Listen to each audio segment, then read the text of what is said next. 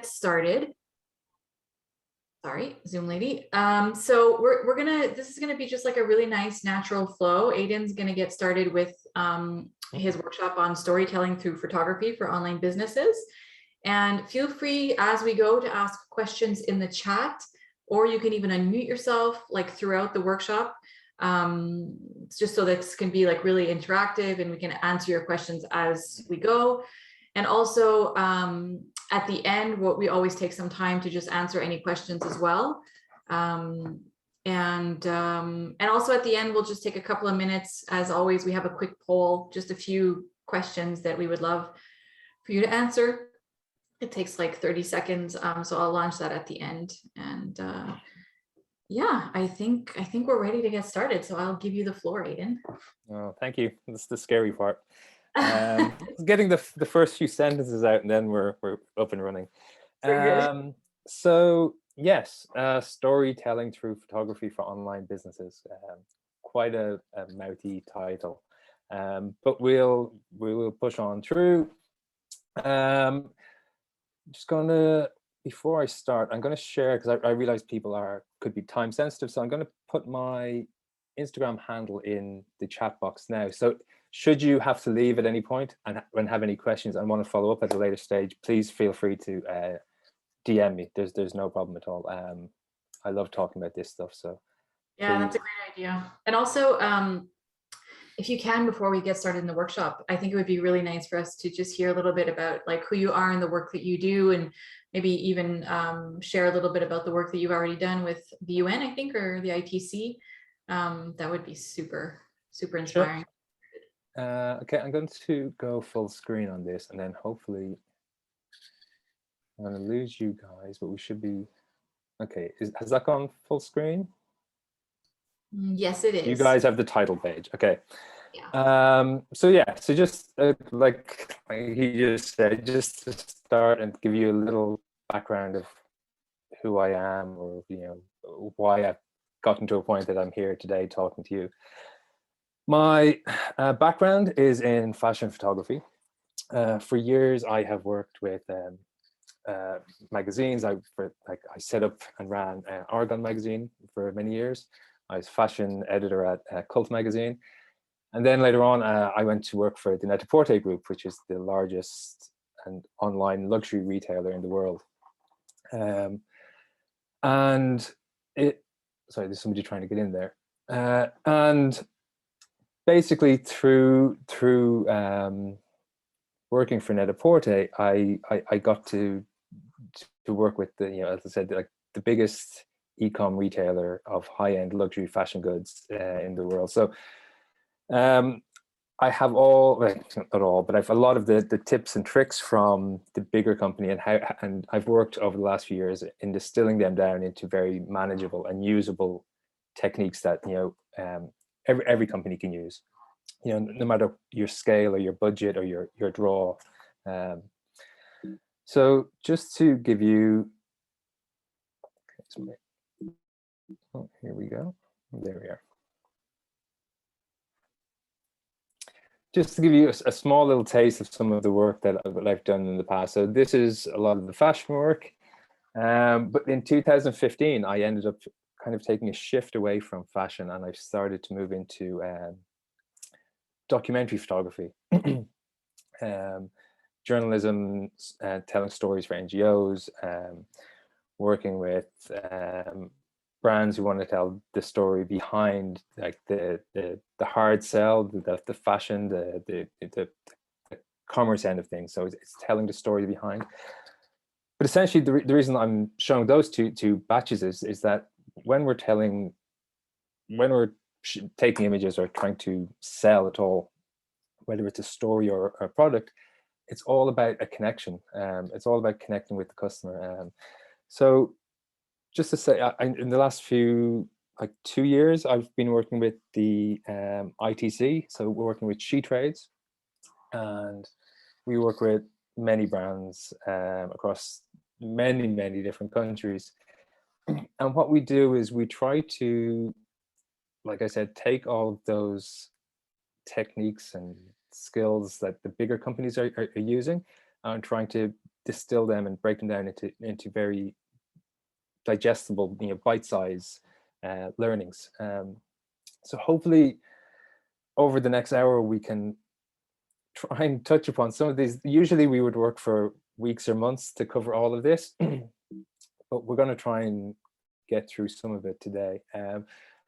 But like we said at the start, please feel free to interrupt, put your hand up, ask questions. You'll be doing me a massive favor. I know when I'm in a group talk at an event, I'm really shy to put my hand up and ask a question, but please do. Yeah, that's let me just shoot something in here actually. If ever what you can do also is at the bottom there's a little thing called reactions, and you can always raise your hand there also, and that even helps us to see if you have something to ask. And I forgot to mention at the beginning, but we always record these sessions, and so the recording and any resources will be available in Ecom Connect in the comments of the event after the event. So I'm just going to pop the link, because I know there's a lot of new people here that are just joining for the first time. So if you want to join Ecom Connect to access this recording and our community and everything, you can do that just by signing up. So I will let you continue, Aidan. Okay, so I'll start really briefly by we look at why the image is important.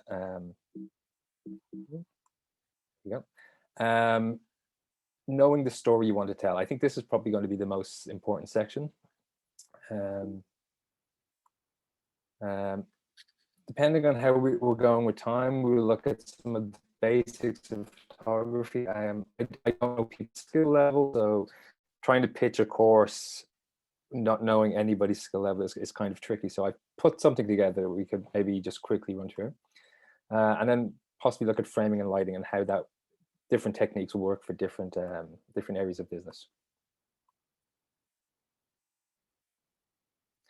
Okay, so the first few slides as to why the image is important, put it in at the top, not because it's the most important, but because it's the most boring. And so I'll rattle through these slides just to get them out of the way. But it's just to give you a sense of how people are consuming information at the minute, and how important it is for us to be able to take that information and react to it.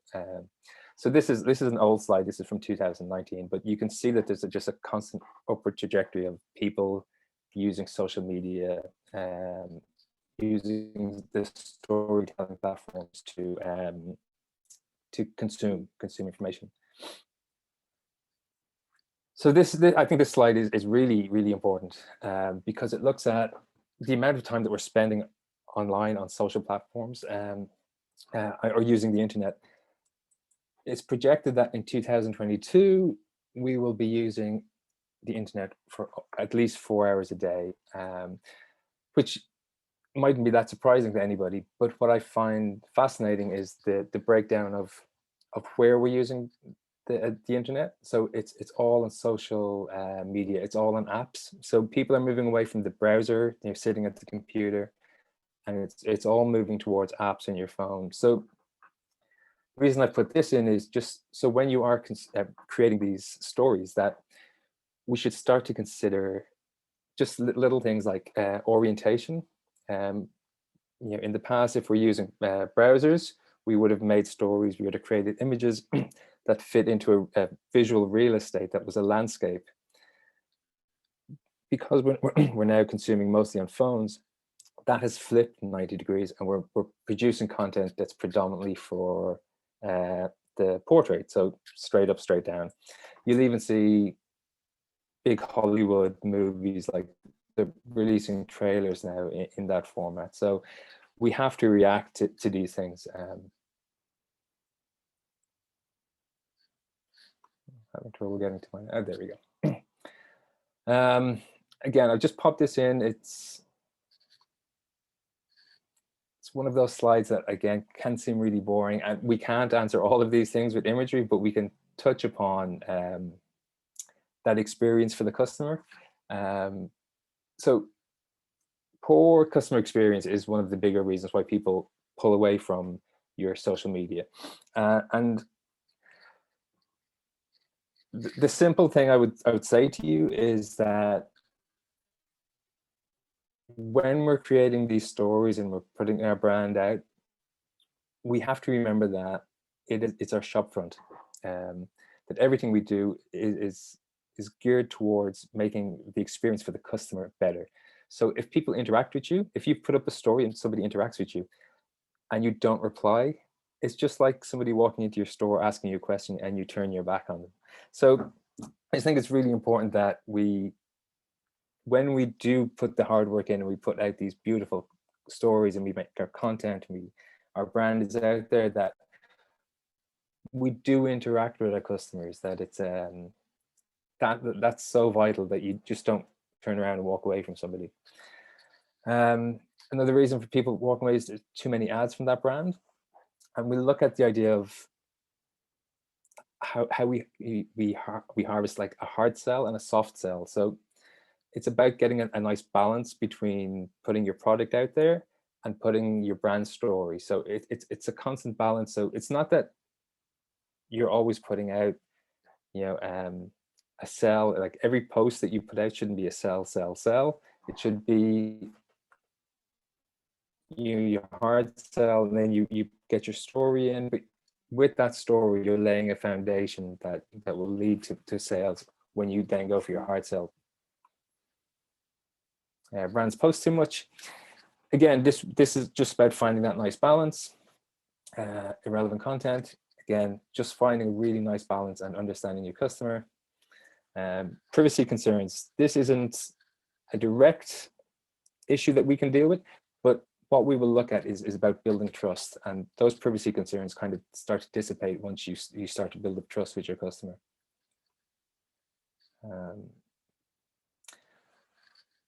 So it's all about getting interactions from people. No longer do the algorithms reward just simple likes.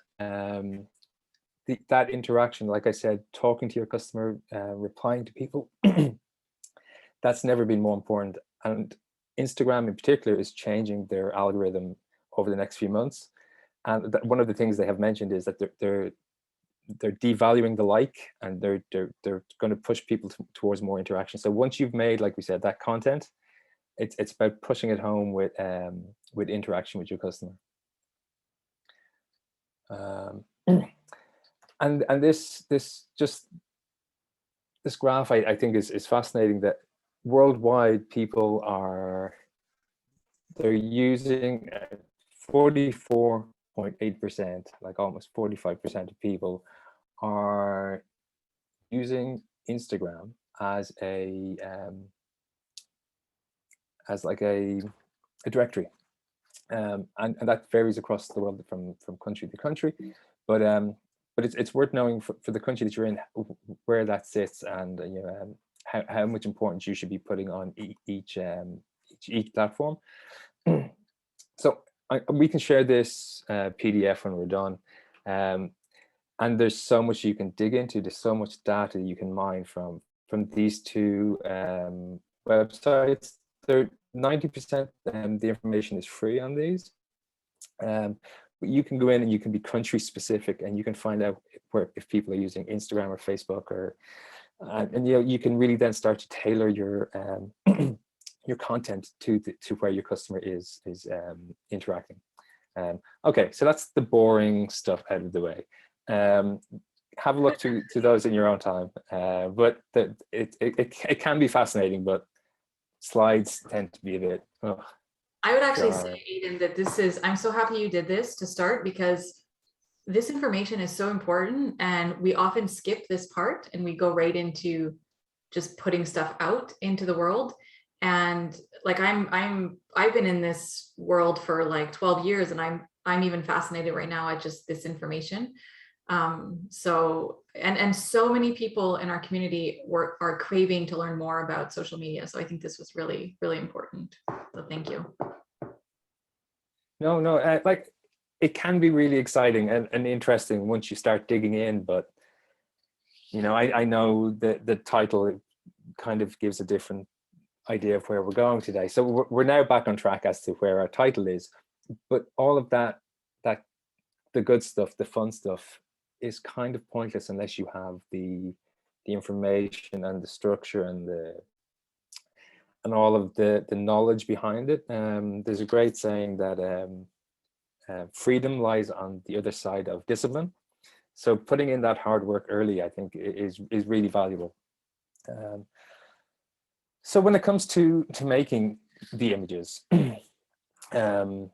this is my old office here on the left, and this is a woman I met in Kenya working out of a little workshop in the back of her house, running a small little business.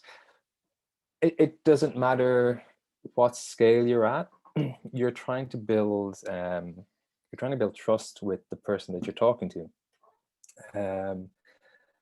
And there's a saying that you'll hear a lot, if even if you go on YouTube and look at ideas about different platforms to use and blah blah blah. It's the idea that it's called know, like, trust. So getting your customer to know you, like you, and then trust you. I would say trust is the most important thing that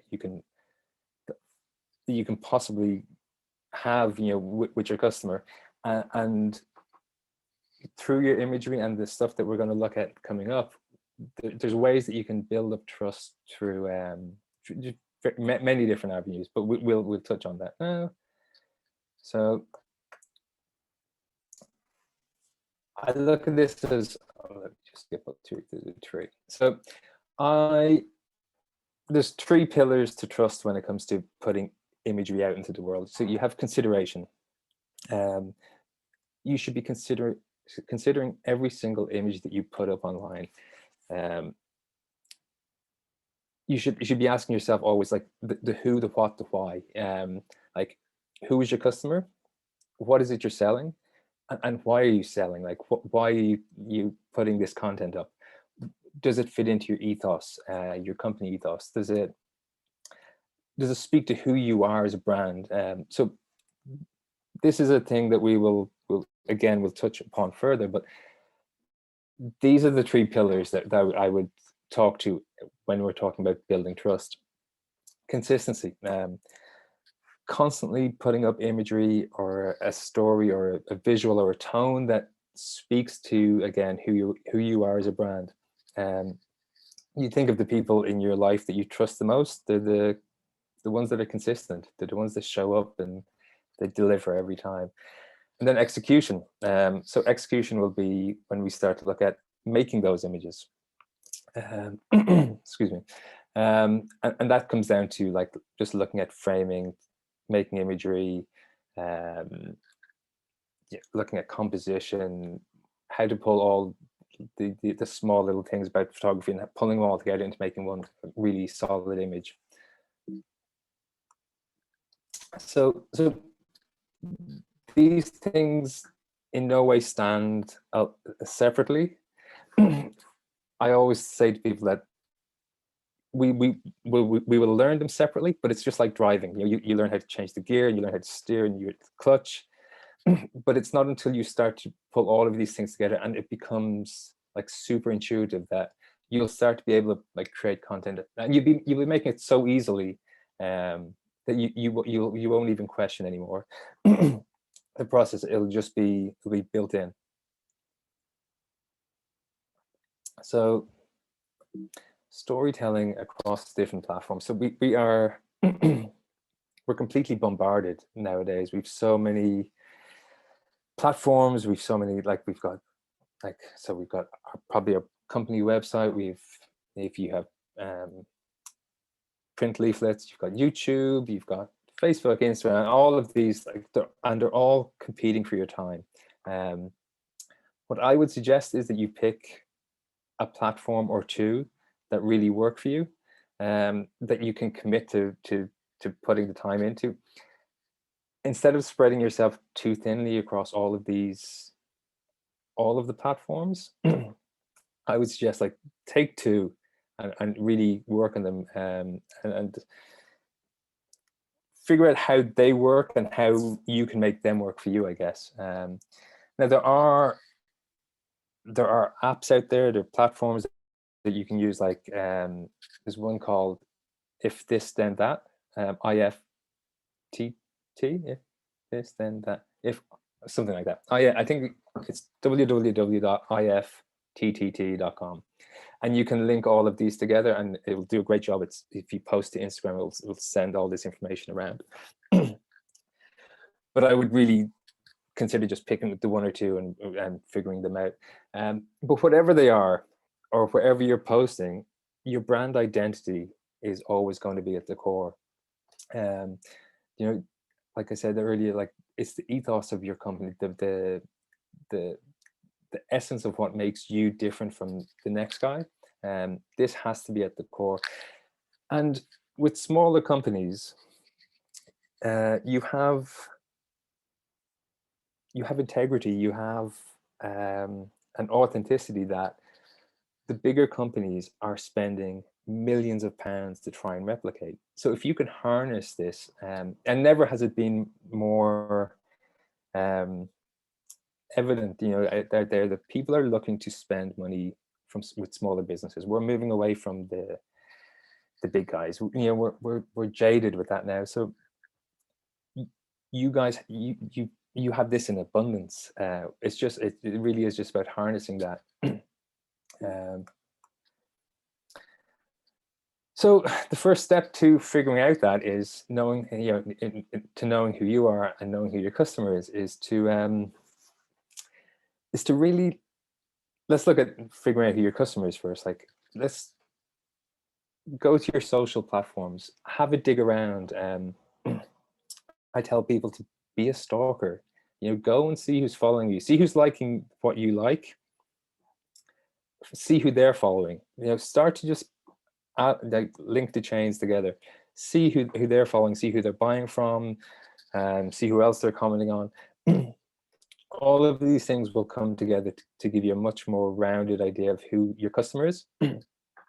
When we were with Net-a-Porter, before every single shoot, nearly every single day almost, the first question we would ask is regarding a certain style or look that we were selling that day. We would ask, it became a joke after a while because we would say it so often, who is she and where is she going? And that was just a way of us figuring out, you know, if we were selling gym gear that day, we had to figure out who our customer was, you know, the demographic, you know, the style of that person, if the price point fit a certain person, and then where they were going. Excuse me. Oh, excuse me. And then the next point was figuring out where they were going, and we would build our story or our shoot around that. If, like I said, if we're selling gym gear, there's no point us creating a whole world that's built around a glass-walled office, because that's not the person that we're trying to talk to. So always knowing who the customer is will keep you kind of grounded as to what you're trying to say to them. So this really, it can be one of the most difficult things to do, is to ask like a third party for advice. If you've built up a relationship with your customers that you're in a position that it's comfortable and you can ask this question, ask them why they buy with you. Like, what are the things that draw the customer to you? Now, you don't have to bombard them. If they're not interested in answering, I wouldn't push it. But if you have that relationship, it can be really interesting to find out what somebody else sees in you as opposed to what you see in yourself, if that makes sense. Be prepared to take like negative advice. It can really hurt. Like, sometimes we can spend so long putting hours into going a certain direction, and then we find out that it's kind of wasted time, and it can be, sometimes we'll ignore it and we'll push through and we'll keep going the wrong way. But being open to take in that advice, I think, is super critical. Yeah, I feel like this is such an important point, Aidan. I'm happy you're speaking about it, because I don't think we do this enough as entrepreneurs. And I know for me, like I'm a service-based business, but I think this can work for any business really. I've learned more about the work that I put out into the world through what my clients have told me. And often what they tell me that I actually do for them, it's a complete blind spot for me. Like I don't even see that. So it's so insightful what you're saying. If you have a couple of customers that you can, have this conversation with, it can have a huge difference on just being more clear about your brand and it's the why behind it. So I'm really happy you brought this up. Yeah, yeah, it really is. It's that personal touch, having chats with people, and like the blind spots. It's such a that's a great word. Yeah, it's perfect. It's our blind spots that we don't see them. So Yeah, we don't see our genius. or our flaws. Or Yeah, our flaws. yeah, yeah, Exactly. yeah. Two sides of the same coin, eh? So I don't know if people use mood boards. I cannot speak highly enough to them. I use them for every single project that I do, and it's a way that you can get your story across really simply and quickly to your entire team.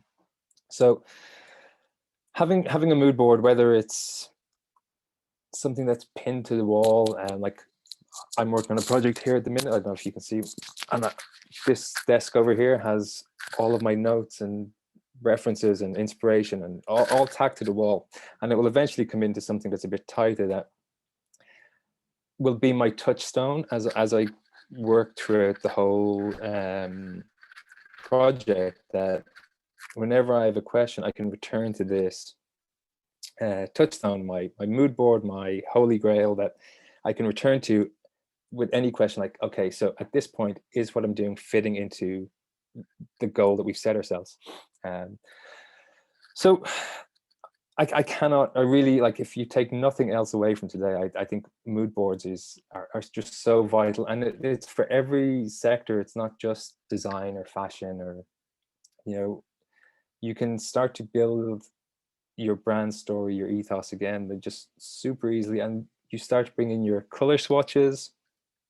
All of these things really feed into your storytelling across your platform. So once everything is consistent, it's considered, and you've executed it well, like all of these things come together and start to build that trust that we spoke about.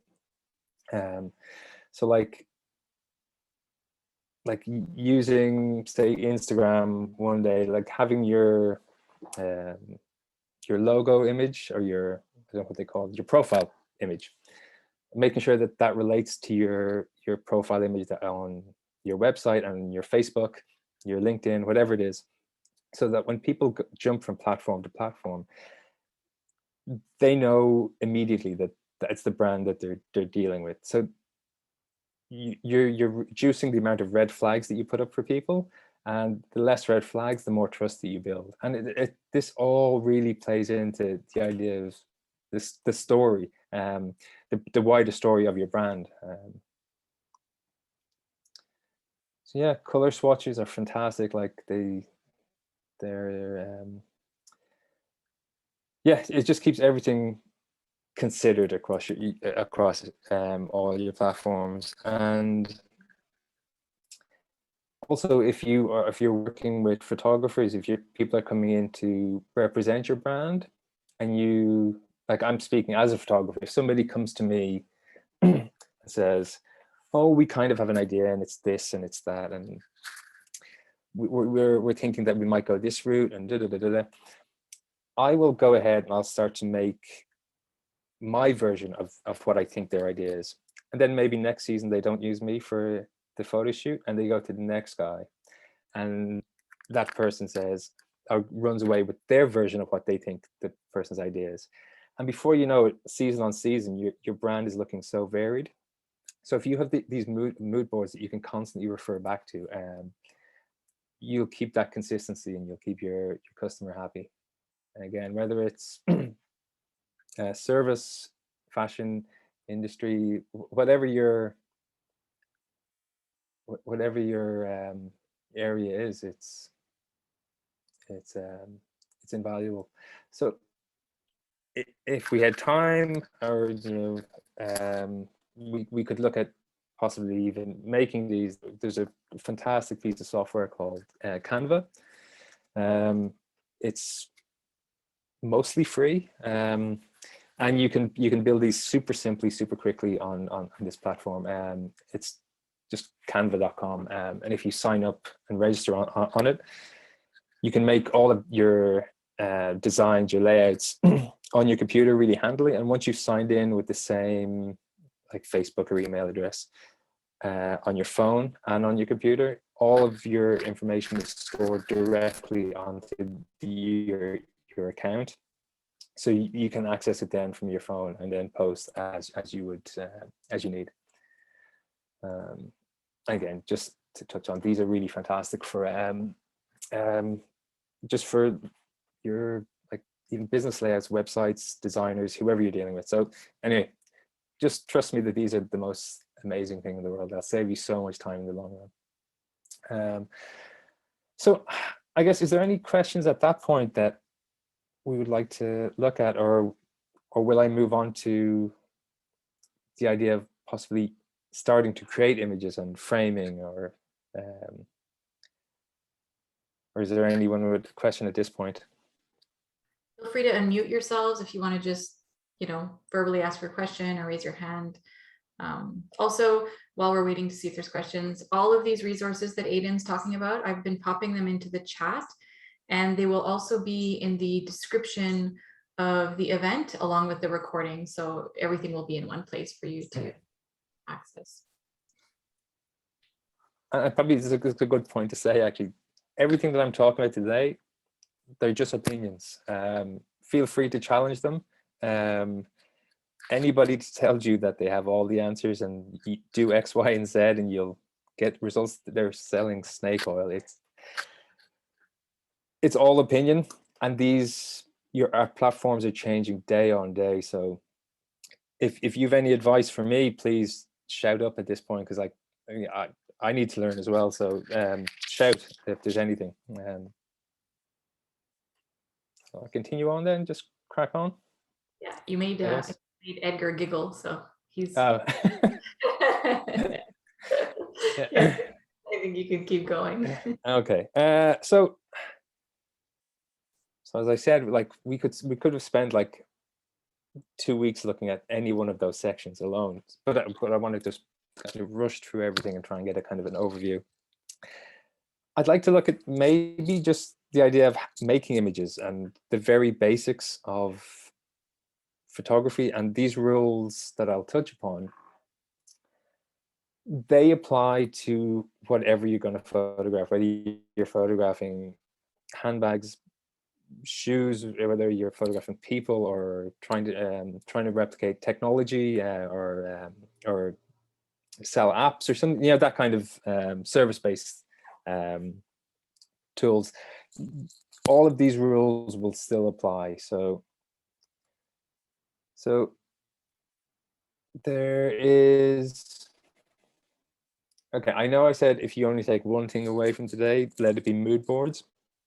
But maybe if there's two things you take away, let it be this: that when you're photographing using your phone, please, please, please, always, before you take a photograph, just give your lens a little bit of a wipe, front and back. Like, so, I cannot tell you, like, I'm going to play this little video here, and I hope you're able to see the difference between the quality from exactly the same phone.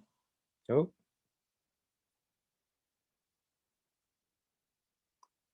Oh, it's not going to play.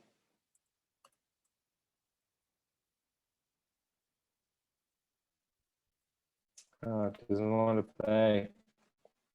Oh, you should still be able to see. No, it doesn't want to play. The image on the right here is taken with the exact same. You can probably still see it in the writing on the A4 refill pad section. Simply by cleaning the lens on your camera, it's almost like upping your resolution and your clarity like tenfold. Because we're putting these into our bags, into our pockets all day, we're picking up just little bits of grease like constantly. It's always just building up, building up, building up. So before every single picture, even if it's just the corner of your t-shirt, just give it a quick little wipe, and I can guarantee you that it'll improve your images tenfold. So a couple of settings just to turn on your camera when you are starting to take images, that will help. First thing I would say to everybody is stick on grids. Go into your settings and turn your grids on. I had to go in this week and check if I had my grids on, because they seem kind of intrusive at first, but after a while you won't even notice that they're there, but you'll find that you're using them. And in a second, I'll show you the importance of grids and how over millennia we find that the rule of thirds very pleasing. So go into your settings, turn it on. It's super simple and super helpful, I think. The next thing to do is turn on your HDR, or your high dynamic range. So basically that deals with your excuse me, your highlights, your whites and your shadows, your dark areas of your picture. It will take up a little bit more information on your phone storage, but so worth it. Because when you go to use apps and to try and manipulate things and add filters later on, having that extra bit of information within that file is it's invaluable. The next thing is to like your auto exposure and autofocus lock. So most phones are all the same. I think these are probably iPhones that I have selected here, but most of them have the same function, that when you're taking a picture, you have usually a white square.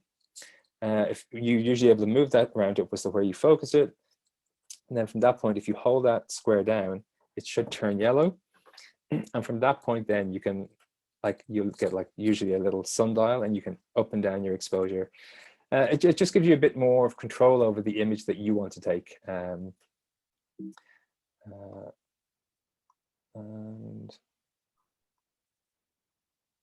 yes, so the next thing just to turn on, and it's really important, if we won't have time to look at it today, but if you're shooting video, turning flight mode on. There's nothing worse than having the most amazing shot, and then your dad rings to tell you he saw your uncle has bought new sandals or something. There's nothing worse than having that amazing shot ruined by a silly phone call. So yeah, turning flight mode on will definitely help.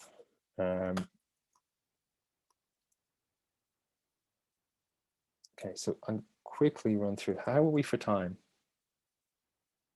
We're good. We're good. We can honestly go past the hour mark. Okay. Anyone needs to pop off, they can, but yeah, we can take the time that we need. Absolutely. Okay. Well, we we could spend 12 weeks here if we wanted to, but there's just so much to cover. So I feel like I'm just throwing a lot at you. So please tell me to stop at any point.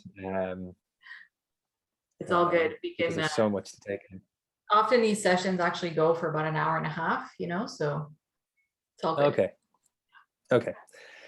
So looking at the grids, once you have it turned on your phone, this rule of thirds has been in photography for years. We find using these parameters so pleasing to our eye. So in this image here, we have our horizon is sitting on that bottom third line. And if you go out today and take some pictures later on, and just take a picture of like a landscape with a nice horizon, and just move it off, take one on that third, and then just move it off slightly and take the same picture again, and just flick back and forth, and see which one you find more visually interesting.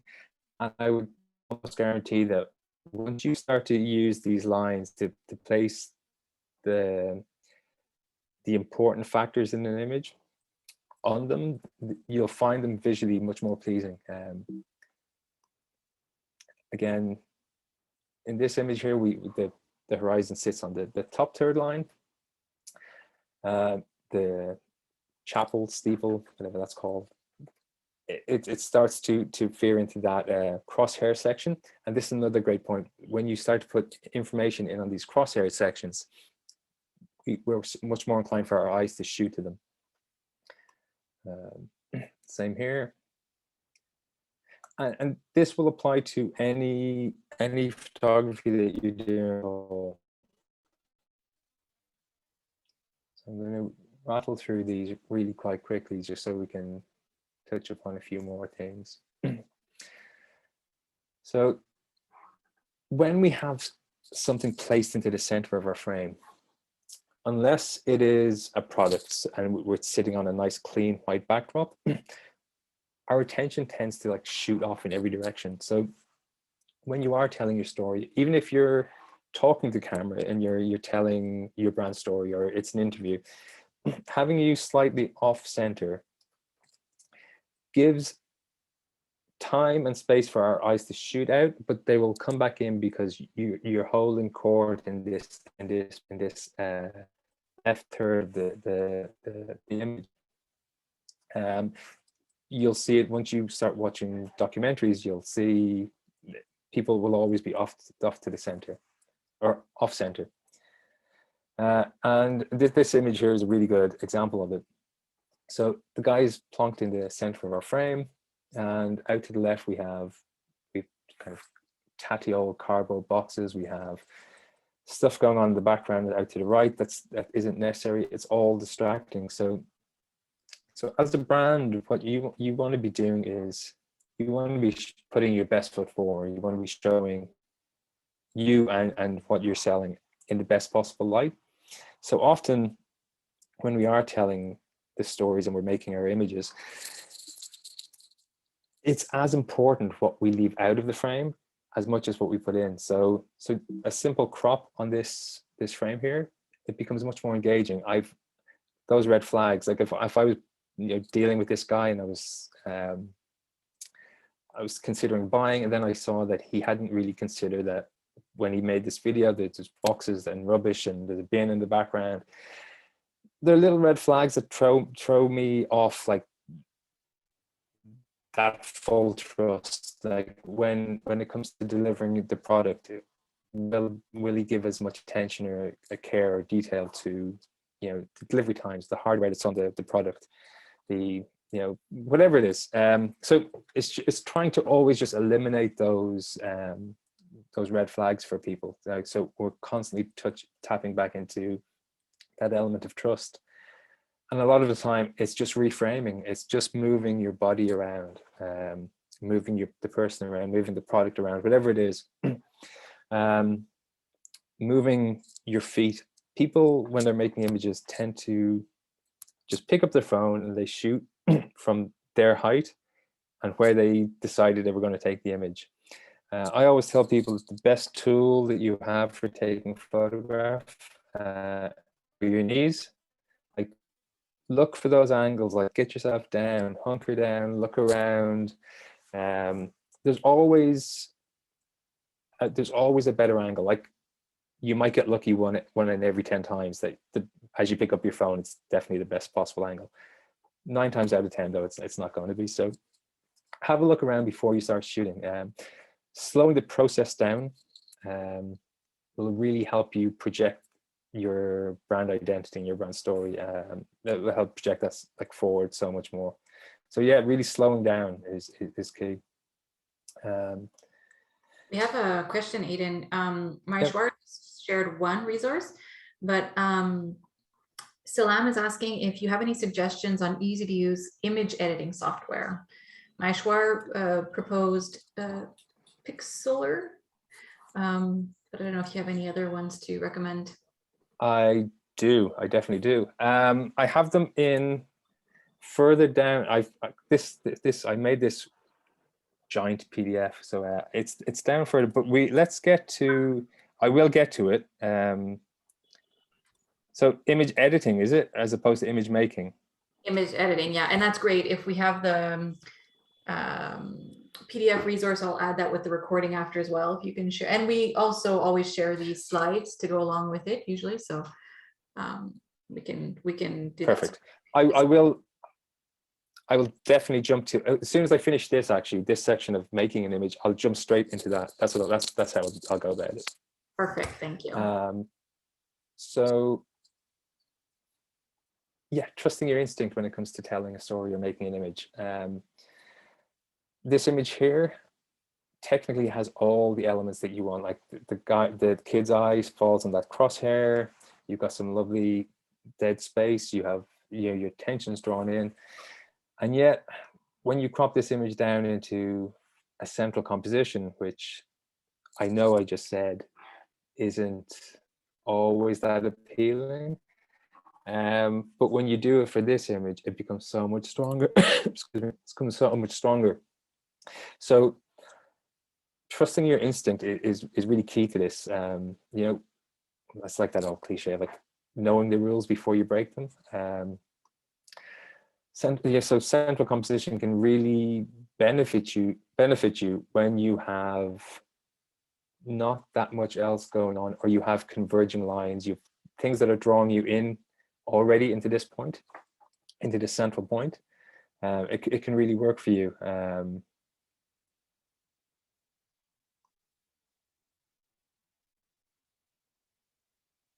So like both elements work. It's just knowing when you use them both. And using framing within a frame can be such a really powerful way to draw your customer in. When we're putting stuff onto social media for your brand, it's what we're trying to do is we're trying to break the scroll. We're trying to give somebody something that's visually interesting enough that they pause for a second, and then you hit them with the information and the hard sell. So creating visually interesting images is really key. And one of the ways to do that is by using a frame within a frame. It can really just elevate your imagery, and it's super simple. So like, look at this portrait of a guy. It's like kind of dull and boring. It's like, this is a really simple picture. It's not the most amazing in the world, but it elevates the image up a notch. And you know, it might just be enough to get your customer to stop scrolling and have a read of the article. The image on the left here is quite obviously a frame within a frame. There's no mistaking there. But on the other side, on the right hand side, we've used leading lines. We've used the chairs, the monitor in front of them, in a way that we're framing our subject, so all our attention is drawn in. So there's several different ways that we can start to build frames and start making our images just a bit more edgy, or maybe not edgy, but a bit more interesting. A great technique is to shoot through something. So you bring the idea of that frame a little bit closer to you. I'm going to show you. So here's a series of portraits that I took. It's for one of the Irish newspapers, and often you'll go and you be dealt with and not that exciting surrounding. So you have to start to fill in the spaces, and like I said earlier, it's about what we're leaving out. So you start to fill the frame with other bits and pieces that are in your periphery, and it makes for a much more engaging image, and it also buys you that luxury of hiding things that you don't want to show. So like that's, yeah, as I said, like that really is a key, is not showing everything. So just to show you how that works in real life, this is a shoot from 2 weeks ago in Sweden, and this is me on the left here just with a bunch of grass, and all I'm doing is holding that bit of grass in front of the camera, waving it around, and what I'm using it is to block out the boring paneling that's on the side of that wall. And it, because there's an extra layer, it gives me a reason to step in and take a second look at the model. So it's all these like tiny little really simple techniques. You can see there's nothing fancy being used there. It's like that could have been my phone as opposed to a camera. It's using leading lines as well. They're everywhere. They're in nature. They're everywhere. Again, it's all about just pulling your customer in. So this picture I've included here. I don't know. Does everybody else see a red line on the screen, or is that just me? Oh, we see it. Oh, okay. Did I make that? I don't know. I don't know if it was there at the beginning. I can't remember. I don't know where it came from, but it's funny that it sits on what I was just about to speak about. Yeah. So here's an image that kind of hits all of the points that we just spoke about. So we've got our leading lines to start with. We're drawing attention into it, to our person that we want to talk to. All our leading lines are pointing to this area of the heart or the chest. And, you know, once we expose a heart or a chest, it's that idea of connection. So all our leading lines are pointing to that point. His eye sits on that crosshair. It's an inviting picture. We've got layers going on, and we have a nice bit of dead space on the left-hand side, which can be really helpful when you come to doing layouts and design. So leaving that negative space, especially when it comes to product photography, it gives you loads of room that you can start to put in like offers, sales, information about your company, all of that other stuff. So yeah, negative space, massively helpful. Your designer will love you for it. So yeah, just giving you that picture again, just with everything coming together. And that's kind of what I was saying to you about at the very start with like learning to drive. There's all of these things to think about, but you will start to just do these instinctively. There won't be, there will be a point where you won't even think about any of the mechanics of it. It will just all be very natural. But it does take practice. That's another thing.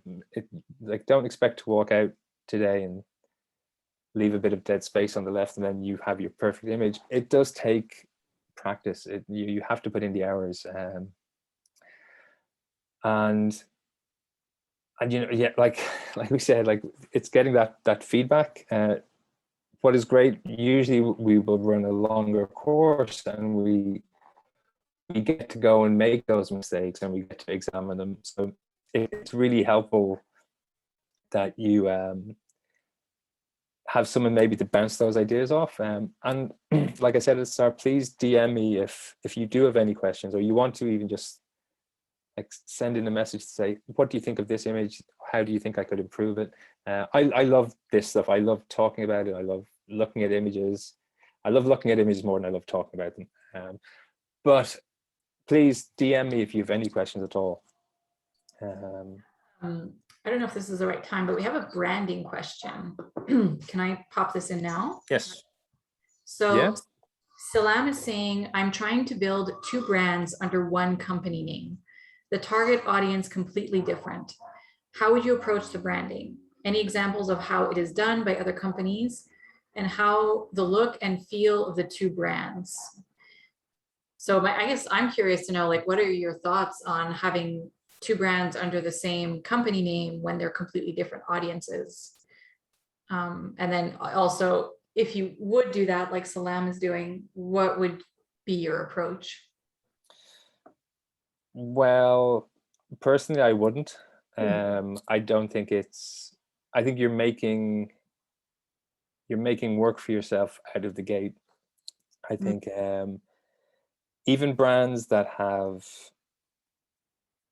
skirted the idea of this, so like looking at God, the word escapes me now, but secondary brand, like, so like the likes of Marc Jacobs and then Marc by Marc Jacobs.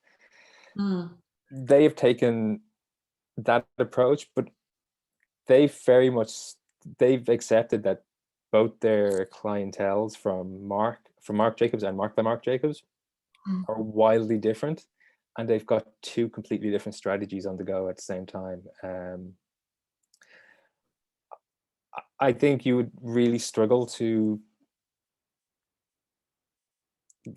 I just think I think it would be so difficult if you've got two different markets to try and consolidate the two. Do you want to stick your mic on and we can have a chat? Because I don't entirely know what it is you're selling, so maybe there is a way to consolidate the two, but I don't see it from Yeah. what you've told me.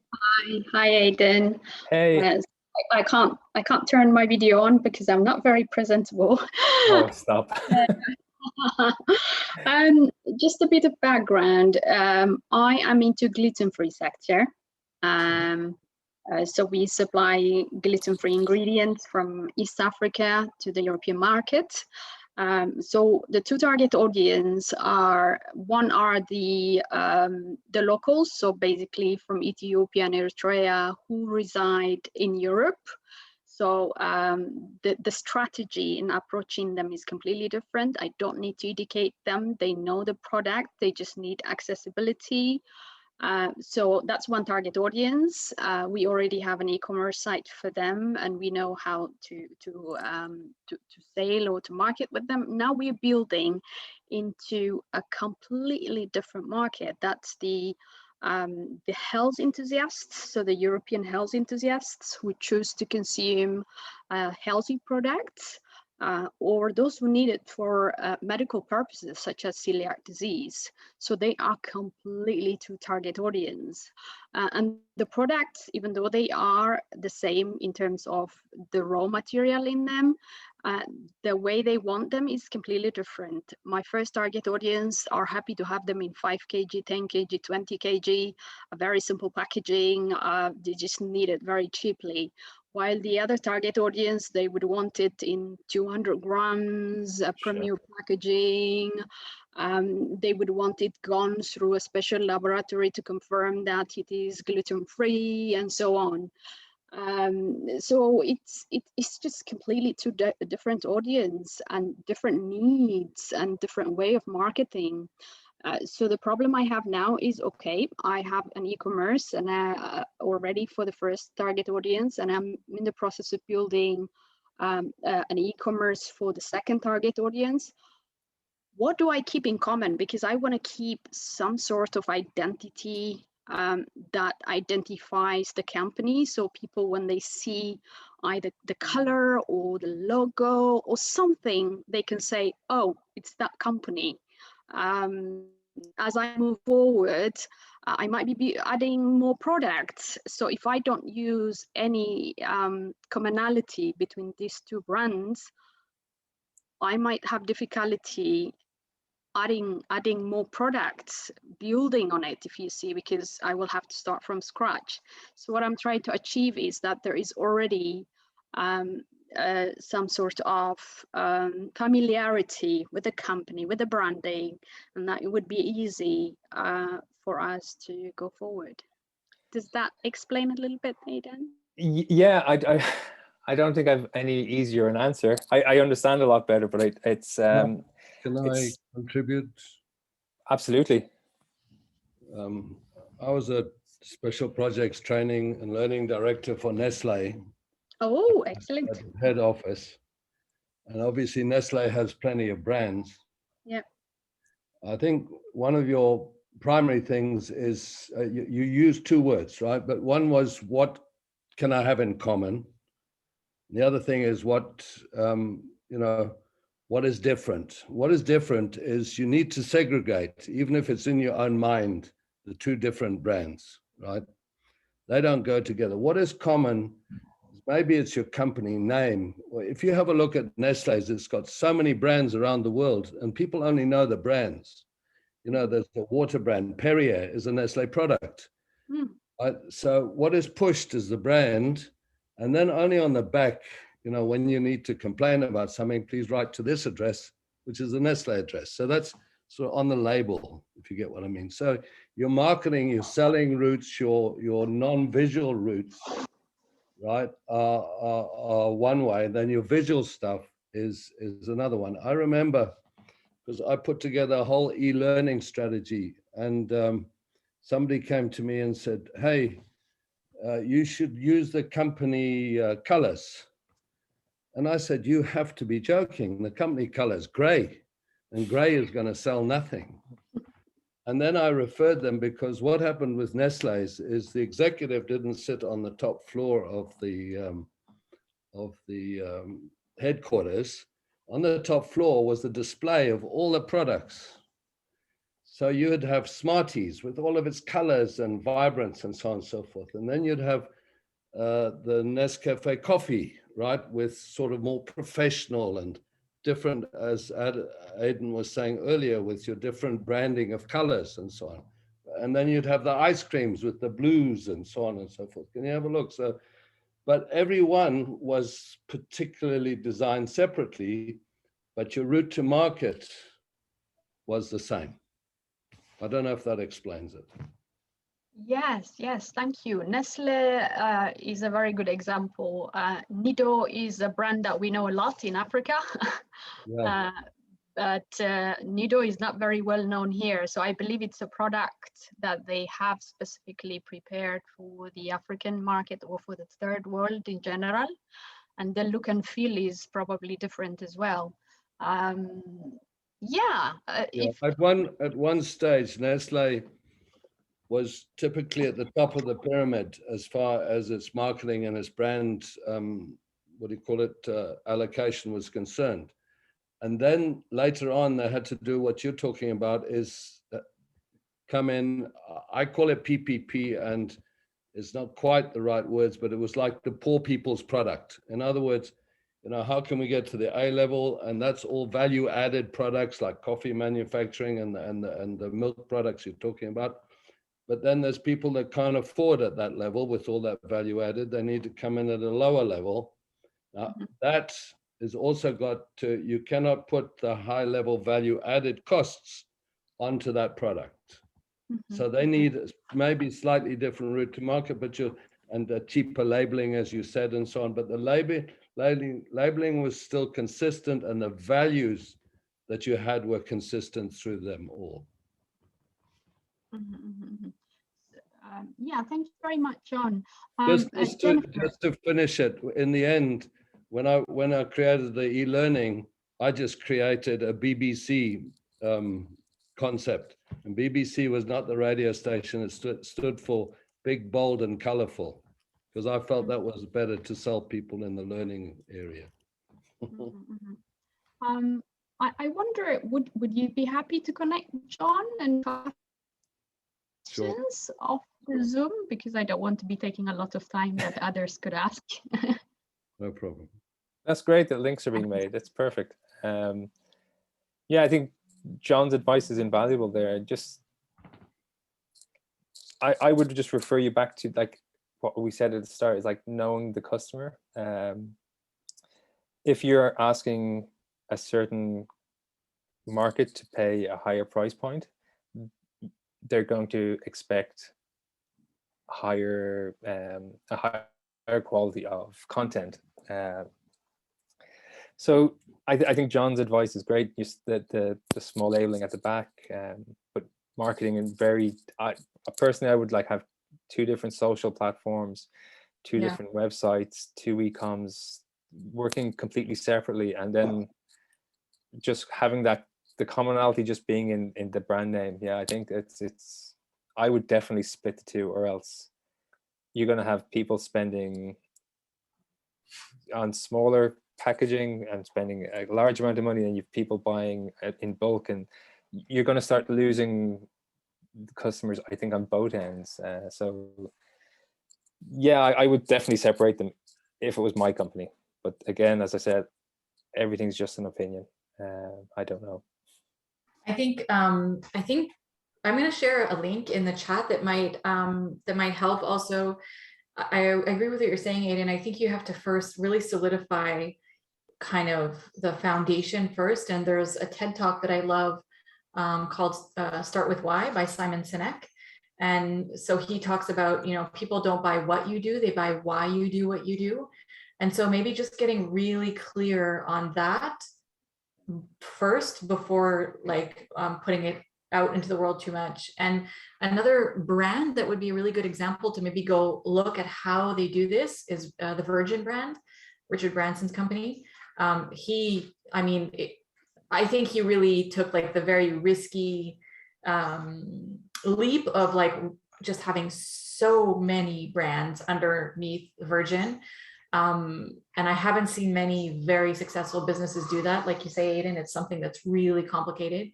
But I know like from just following their journey is they really solidified, well, first they solidified like the Virgin, the why behind Virgin, why they do what they do. And then they really solidified like one kind of section at a time. So I'll share those two links in the chat. We have two more questions also in the chat. Should we continue in question, Aiden, or do you want to? Yeah. No, we can. Yeah. Okay. So someone is, and I'm happy they asked this because I was also a little bit not sure exactly. Someone asked, could you please explain the main point on the rule of the thirds? It's not very clear to me. Oh, okay. Sorry. Sorry, that's because I was trying to rush through and cover it so much. So the rule of thirds basically means we divide our image into 9 different sections. We've two lines on the horizontal and 2 on the vertical. And when we start to lay the important piece of information on those crosshairs, so like I said at the start, our grids, once we have them on our phone automatically, it becomes much easier for you to be able to see and visualize and put what you want people's attention to be drawn to place them on that third, so on those crosshairs. So it's anything that we want of importance should be sitting within, okay, when I say should, like I said, rules are there to be broken. But naturally we find it much more pleasing. If, like I said, if you're watching any kind of interview, or if you look through any magazine, or if you even scroll through your Instagram today, the images that you find most pleasing will fall into that category. I would almost guarantee. It's a tricky one to get a handle on, because it's kind of a fluffy notion in a way. But for if you pick up an art book and look back through Renaissance paintings and start to just divide each painting up, you'll see that the key points and the most important parts fall within those on those crosshairs or on those lines. So yeah, it's one of those kind of fluffy ideas that you kind of have to trust that it's true. But yeah, as I said, it's there to be broken completely. So do we have another question, or did you say no? There's I hope I'm saying the name properly. Aurabena, sorry, was kind of in the same boat as Silam. So I think that might be, I think they're connecting together, and John, so that's great. And then Daniel says, hi, I have a management consultancy firm and I want to polish my website homepage with an attractive design. So please share some idea, or if possible, some resources to, I guess, polish up a homepage in a way that is, you know, aligned with branding and good photography and stuff like that. Okay. Well, firstly, for layout, I could say if you want to do it yourself and do it in-house, save money, you've got resources like Canva, like we mentioned before. There's often templates on there. I want to find a few examples. I also love, actually, while you're looking for that, Aiden, I just had a thought in the meantime. I'll share it in the resources of this recording, but last week I shared in the community a resource. So it's actually a free training that's on my website on how to build your own WordPress website with Divi. So I'll pop that into the resources as well. And Divi has so many beautiful pre-made templates as well that you can just like load and adapt to your brand. So I'll put that as well. Right. Yeah, so having a platform, a template is so great. But before that, like I spoke to earlier, having that mood board, having the color swatches and knowing your brand colors and your tone and what you want to say is so key. Because then when you come to building with the platform, it doesn't matter what platform you choose or how you change it or how you adapt it. Once you have that core knowledge, making it really clear, clear and simple for people, because we're bombarded with so much information nowadays. I was giving a presentation a few weeks ago and I found this brand, they were attending, and they had just done such a fantastic job. Like as soon as I landed on their homepage, I knew immediately what I was being sold. So I would constantly ask yourself that question: do people get within like 3 or 4 seconds what's being sold? Like, so here it's a really good choice of imagery. It's not a hard sell straight away, so I'm being drawn in. Nice bit of soft imagery. You've got a nice overlay of that orange tint that's coming through, relates to your brand colors. I straight away, because there's a computer on the screen, I know it's a service being offered. It's not like a direct product. So touching on all of those key elements and just really simplifying. And like, if you look at Apple, for instance, what they've done over the years, they've just made things like big buttons, big, simple, intuitive buttons. So that would be the way I would suggest going forward. And obviously then making sure that your layout and whatever you've designed is mobile compatible, because as we said, with most people are using their mobiles nowadays. So those big buttons, clear, simple icons, when it converts into your tiny little screen, becomes a much more enjoyable experience. So yeah, there's a million platforms out there, and you've a lot of like stock photography. If you don't have time to create your own imagery at the minute, you can purchase stock photography. That's another option. But yeah, all of those decisions only come after you know exactly what you wanted to say, I guess. Great, thank you so much, Aidan. I'm just going to refer back to the question about image editing software. So I would suggest, some of you may know about Snapseed already. This is another thing that we would usually spend about an hour digging through. It's a free piece of software. It's designed by Google.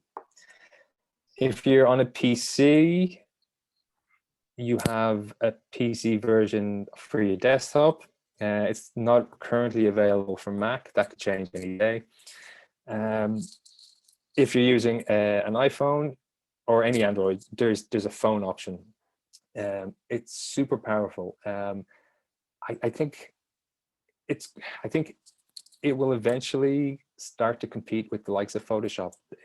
Every day I go on and you'll get a refresh, and they've added something new, and it's just becoming more powerful. As I said, we could spend an hour and we could dig right through all of the tools, but it's pretty intuitive to use. That would be the one I would use for image editing. Then for layouts, again, like we spoke about, Canva is the way to go for that. And I have another list, but it's not in this slideshow. I can tell you the ones that I use daily. So Snapseed, for sure, I use every day. Canva, I don't use every day just because I'm not doing layouts. Instasize is another one. It's another free app. So it's Instasize. It's basically like a scaled back version of Canva. It's just really quick and simple to use. For editing video, I use InShot. Again, it's a really simple, intuitive way to edit your videos. Drag your clips on timeline. You can cut, crop, and pop, and it's super simple. I think they're the ones that I use on a daily basis. So I would definitely recommend Snapseed and Canva would be probably the two. If you're going to download anything, they're the two, and they're free. Canva you can sign up for, and you do get some more options, but 99% of the things you'll need it for will be completely free. And Snapseed should be free forever, I hope. I hope that helps. Sorry, as I said, we could really dig into each of those for at least an hour or more. So I don't know how people are feeling. I don't know if that's like too much at this point.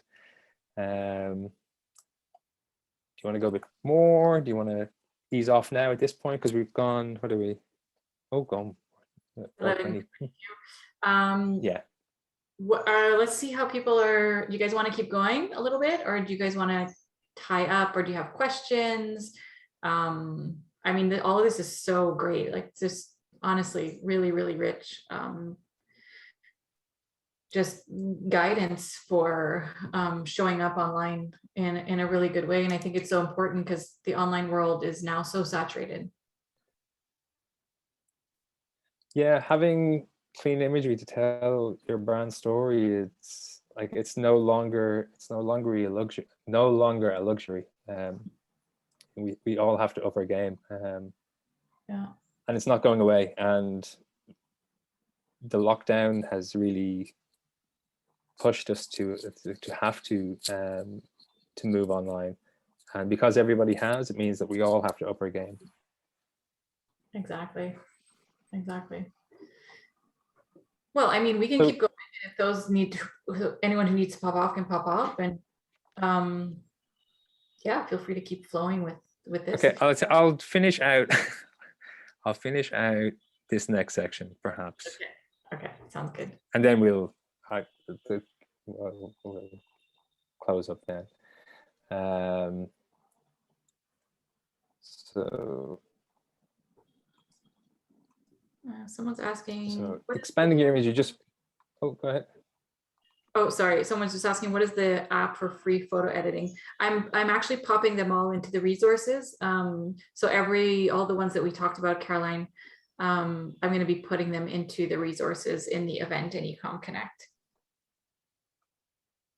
Sorry, continue, Aidan.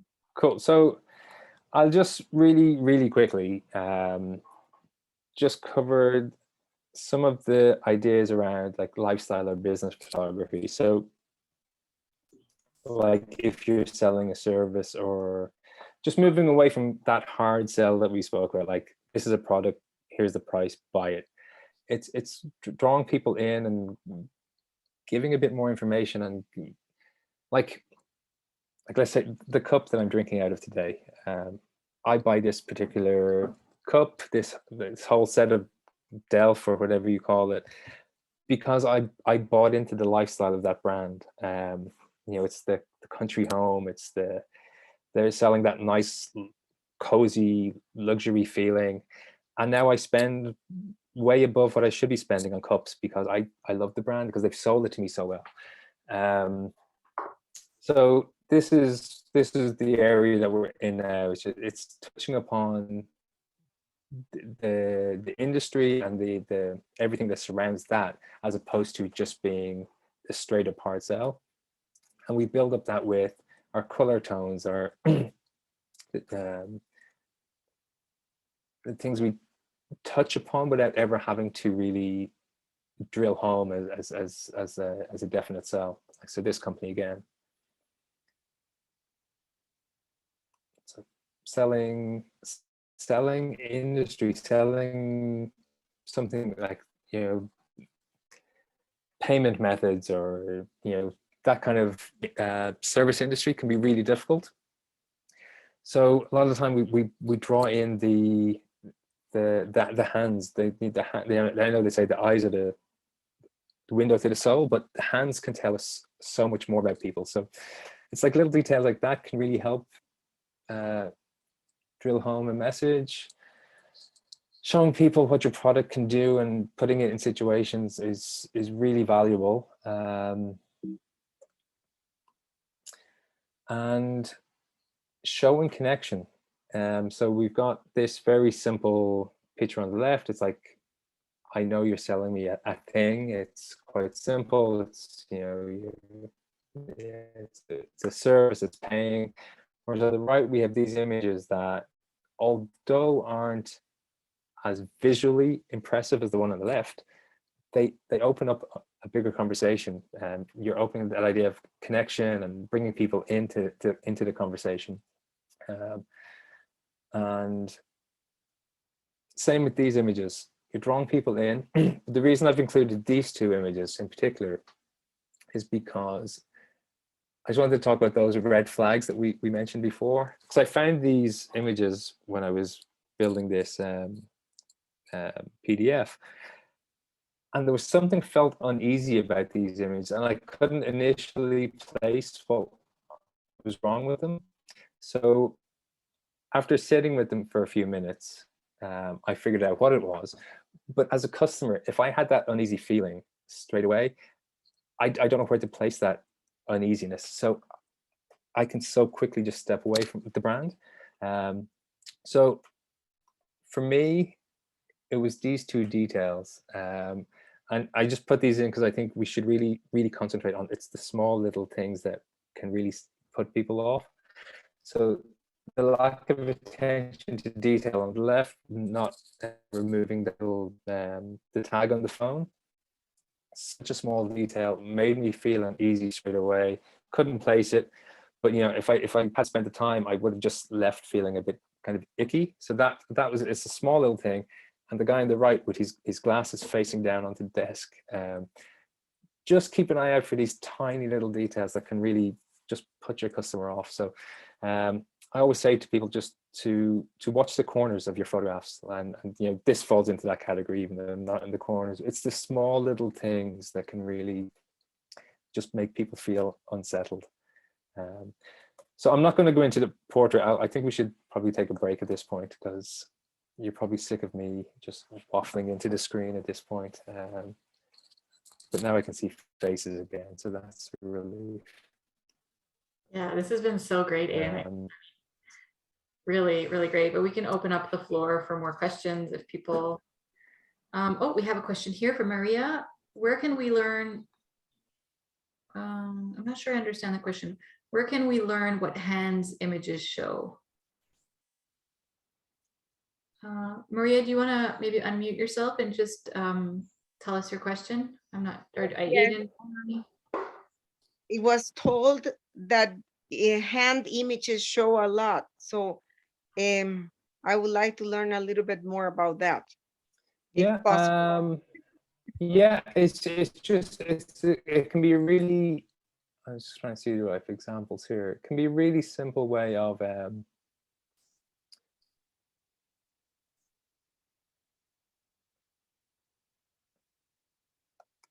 there we go. It can be a way to draw your customer in on a few different levels. So one, we get to see what's being made. We get to show a portrait of somebody without having to show like the very, you know, classic, you know, head and shoulders picture. We can get our product in this way. It's much more inviting as well. Like often if you're photographing hands, you're shooting from over the shoulder. And once you view an image from over the shoulder, there's a sense of intimacy between the image and the person viewing that image. It's a technique used in filmmaking a lot. So if we ever, maybe we'll come back and do another session at some point, but in filmmaking, we can break filmmaking down into essentially 6 shots. And one of those shots is that over the shoulder shot, because it feels so personable. We really feel we're invited into the situation. So like say this image bang in the center where the woman is riding with her coffee. We have to get that image, we have to be physically close. So that relates directly to us as a customer, we feel close. Yeah. This is to focus more on the action than physically the person, right? It's often about trying to find a balance between showing the person and the product. Like I spoke to briefly about that idea of like a hard and a soft sell. So this way I'm showing a portrait of somebody, but I'm showing a product at the same time. So it's not about constantly just drilling home, buy this, buy this, buy this. You're inviting people in just to experience, and then if they want to buy, you've kind of laid the foundations with this lovely invitation. Thank you. No problem. Pleasure. Great. Is there any other questions? Jenny, I have a question. If you have a time to permit my question, I'll ask. Otherwise, I will have one-on-one with Eden. Oh, please work away. I'm happy to, if everyone else is. Yeah. Go ahead. Go ahead. I'm actually just going to, I just need to check out 1 second. So I'm just going to let you guys go through the question. I'll be right back. Okay. Okay. So go ahead, Maheshwar. Eden, my name is Maheshwar. I represent Mahini Export Private Limited. We basically into handicraft business. We collaborate with a lot of artisans across India and various forms of arts and crafts. So basically, we take pictures from artisans, okay, and these artisans are take pictures, product pictures on their phones. So I have to re-edit the images to post on the social media. So what are the three basic things I need to consider to do the editing part, and what is the tool which I can use? Okay, so one way, because if you're getting various different levels of quality and different, I'm guessing you're getting different backgrounds and coming through, then it might be the Yes. easiest way is to neutralize that and just to put everything on a clean white backdrop. There are let me see, do I have any on my phone? There's a million apps out there at the minute that will remove any background information and just keep the product. So you know, it's basically a cutout tool, but instead of having to employ somebody to do an actual cutout, it does these. I don't have one on my phone because I don't use them, but there are. I know there's one called Eraser, and there's another one that I'm going to take a note because they keep advertising to me on my Instagram. I'll take a note, and as soon as it comes up the next time, because it looks amazing. I'll send it to What you. I'll do is I'll connect with you in person. Yes. One-on-one. Is that okay with you? Yeah, absolutely. And another thing to do is just like take the information, like I said to you today, like about cleaning the lens, and maybe just send out a list of things to the people that are sending you images. Just maybe put it on a white backdrop, clean your lens, make sure your HDR is turned on. If you give everybody that information, so they should be sending you better quality images, it'll save you a lot of time, I think, in the long run. Yeah, there's definitely several ways to go, but yeah, please reach out, and the second I get, I'm sure because I'm talking about it now, the algorithm will have picked me up and will advertise to me. Certainly. Yeah. Thank you so much, Eden. It's been very informative session. It's very difficult to cover all the topics of photography in this session, but you have done wonderful justice to this session. Thank you so much. Thank you so much. I'm sorry if it has felt a bit chaotic and a bit stressful. Not at all. So much. Not at all. Hi, Neil. Not at all. Thank you. Hello. Hi, Eden. Hello. Yeah. Can you speak specifically to fashion photography in terms of clothing? Yeah. In what regard? Photographing clothes. Okay. Yeah. It's a big field to cover. But I will say, okay, I'll tell you what I'll do is I've got a few things here because they're always coming in handy. When you're photographing clothes, I think preparation is key.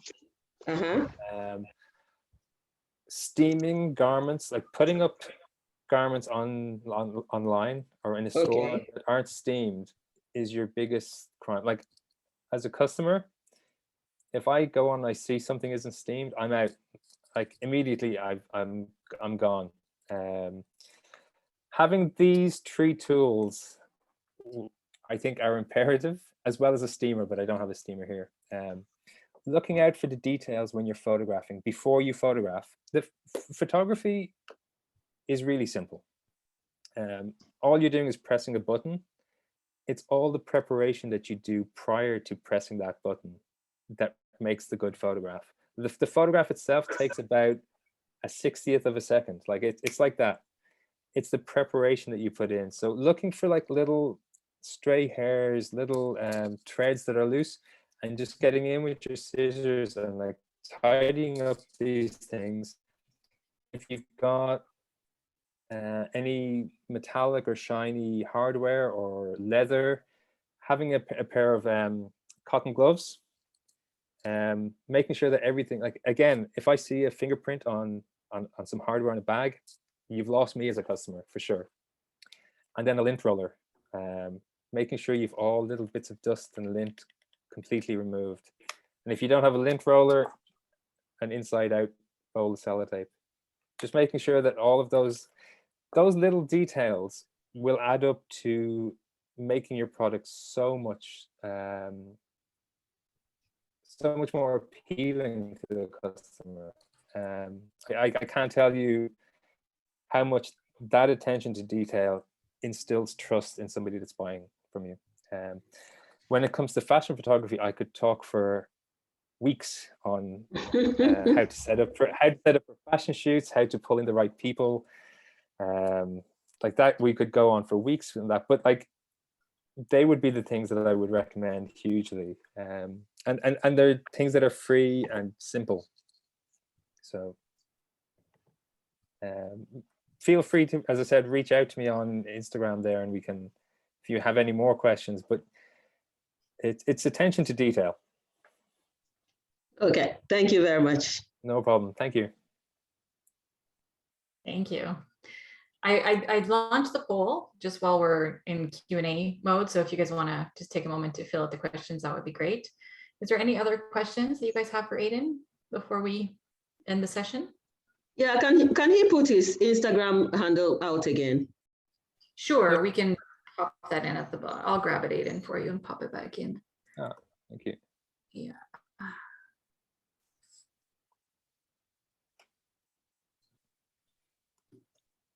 So yeah, I as I said earlier, I'm sorry if it was a little intense, but trying to cover so much in such a small time it's I know I've thrown a lot at you, and I hope some of it made sense, and I hope some of it might stick.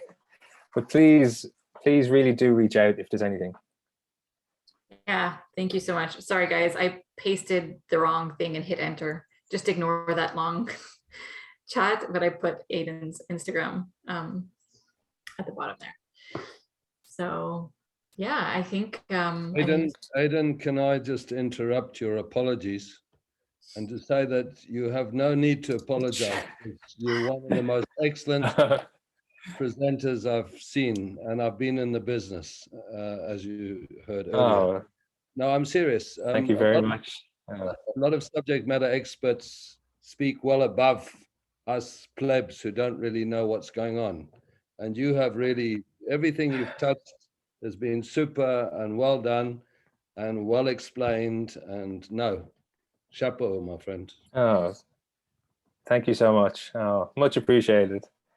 yeah, I second that. Yeah. Aishwar thirds that.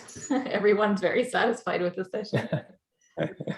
Yeah. Oh, really great. Remember, photography and storytelling is super easy. It's just about slowing down. Really, I can't emphasize that enough.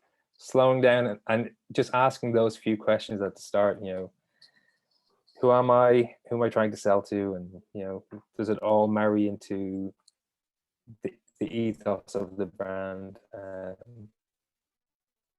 If you slow down, things become much clearer, I think. That's a Yeah. amazing lesson just in general in business. I think it's something that we need to do is slowing down so that we do things more intentionally. So yeah, I think that's a great point. All right, well, I think if there's no more questions, Aiden, is there anything else you want to share with us before we tie up? No, as I said, I'll share this PDF with you afterwards. Okay. It goes on and on. But I'm sure you'll be able to pick out bits from it. So we'll share around that when we're finished as well. So yeah, and thank you for to take time out of your day means the world to me. And to take we're on way over time. So thank you so much. I know as business people, you're so busy and you're being asked to do everything. And then I come along and I say, slow down and give me more time. So it's much appreciated. So thank you very much. Thank you, thank you. Thank I think you. Maria has something. Oh, go ahead, Maria. No, I was just saying thank you. It was very Oh, nice. you're very welcome. Sounds good. Well, I will close this off. And thanks again, Aiden. This was really fantastic. And yes, you can send me the PDF for this and I'll pop it into the resources in Ecom Connect. And if it's your first time here, just remember that we would love to have you in the community. It's free to join. You can just go to ecomconnect.org and sign up. And there's just so many resources in there. It's a really nice, tight-knit community. So we would love to have you, and wishing everyone a really nice end of day. Thanks, Maheshwar. He just popped the link in there for us for Ecom Connect.